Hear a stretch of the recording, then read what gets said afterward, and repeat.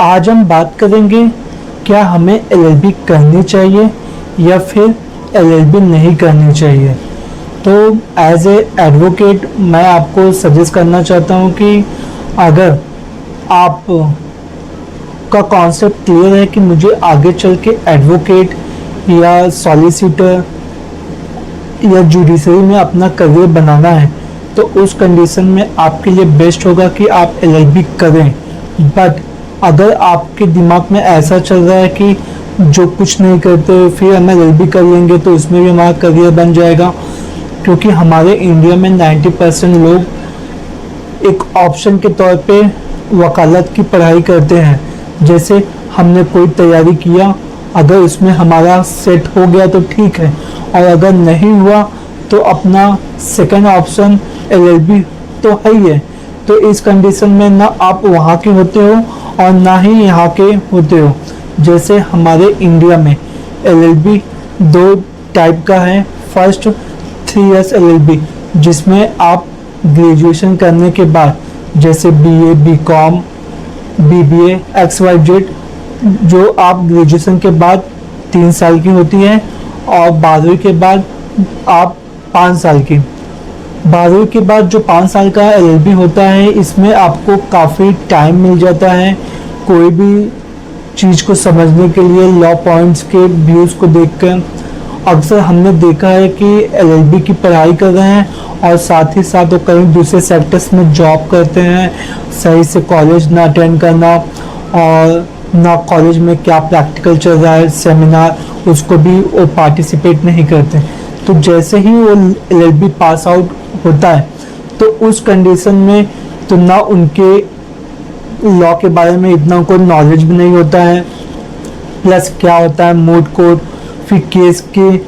Details कैसे find out किया जाता है, जजमेंट क्या होता है, साइटेशन क्या होता है, उनको वापस से सब शुरू से शुरू करना पड़ता है।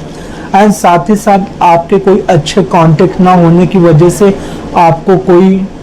सीनियर्स आपको अपने पास नहीं रखते हैं, और फिर जो कोई रखता भी है तो उसमें आपको स्टाइपेंड बहुत ही कम दिया जाता है, जिससे आप खुद ही उनको छोड़ के चले जाते हो। तो जब भी आप एलएलबी करने की सोच रहे हो तो आप फर्स्ट डे से, जब आपने एलएलबी में एडमिशन लिया, तभी से आप किसी न किसी के साथ में इंटर्नशिप कोई सीनियर के साथ में आप करना चालू कर दो। और अगर आपको कोई इंटर्न ऐसे नहीं मिल रहा है तो आप जिस भी कॉलेज में आपने एडमिशन लिया है वहाँ के प्रिंसिपल या वहाँ के सर से आप डिस्कस कर सकते हो और उनसे बता सकते हो कि सर मुझे इंटर्नशिप करना है, आप मुझे सजेस्ट कीजिए मैं किसके पास जाऊँ। क्योंकि आपके जो टीचर हैं वो भी कभी ना कभी तो एलएलबी की पढ़ाई किए थे, और उनके काफ़ी फ्रेंड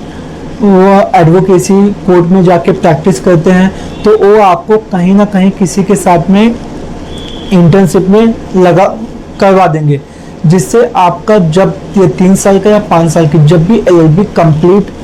होता है तो उस कंडीशन में आपको कोर्ट के काफ़ी कुछ नॉलेज हो जाते हैं, कहाँ पे फाइलिंग होता है, कौन से कोर्ट में कौन से मैटर चलते हैं, क्रिमिनल मैटर कहाँ चलते हैं, सिविल मैटर कहाँ चलते हैं, काफ़ी कुछ आपको नॉलेज हो जाता है। और जो ये नहीं करता, जैसे एलएलबी के टाइम काफ़ी सीरियस नहीं रहा और एलएलबी पास होने के बाद जब वो डायरेक्ट कोर्ट में आता है तो उसको कोई भी चीज़ एक बार में समझ में नहीं आती कि क्या चल रहा है, और ये सब की वजह से वो काफ़ी फ्रस्ट्रेट हो जाते हैं और 2-3 साल के बाद वो वकालत के पेशे को छोड़ के कोई दूसरे पेशे में वो जाके अपना काम करना चालू कर देते हैं। तो ऐसे कुछ चीज़ें हैं जो आपको बहुत ही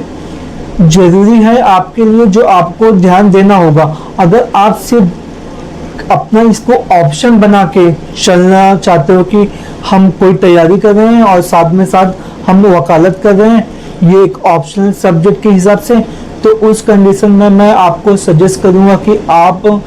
प्रैक्टिस में ना ही उतरें, क्योंकि ये इतना आसान नहीं है। बट आप इसको फर्स्ट टाइम से कोर्ट में आना, काफ़ी कुछ इसमें मैटर्स अटेंड करना, सीनियर्स के साथ में रहना, तो ये आगे चल के आपके लिए काफ़ी बेनिफिट होगा। तो ये कुछ बातें थी जो मैंने आपको इस वीडियो के माध्यम से बताया कि आपको एलएलबी करनी चाहिए या नहीं करनी चाहिए। Thank you so much. Vande Mataram.